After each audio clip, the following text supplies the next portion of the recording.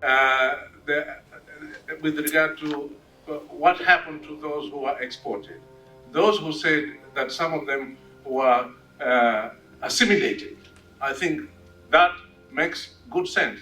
But this is the ethnic cooptation upwards.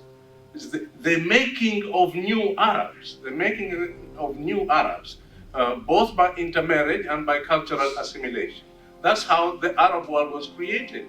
At the time the Islam began, the Arab world was just the Arabian Peninsula. Now it's a much larger entity. So the making of new Arabs included that.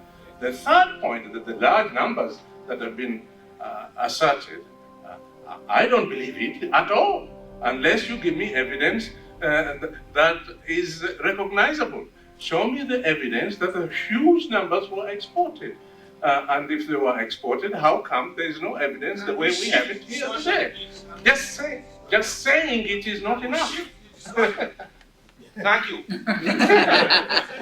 I think overwhelmingly the problem of relations between sub-Saharan Africa and North Africa and the Arab world in the post-colonial period is the way in which the historical background of this relationship has tended to consolidate the relationship, which has mostly, safeguarded the post-colonial status quo, whereby repressive, dictatorial, patriarchal regimes on both sides consolidate each other. Yeah. And I think that the point about what you make, you're not only proposing a triple heritage theory of slavery. In fact, inserted into that is a kind of benevolent view of Arab Islamic slavery. It's multiracial, it's also assimilative, and it is paternalistic.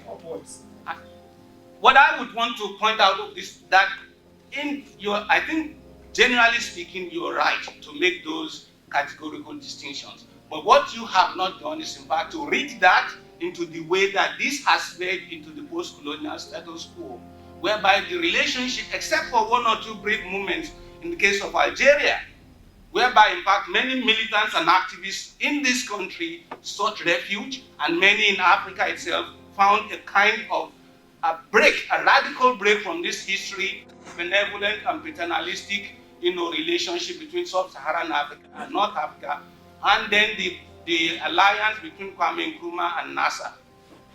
Except for these two the relationship has been one of benevolent paternalism, and your triple heritage theory sort of supports that.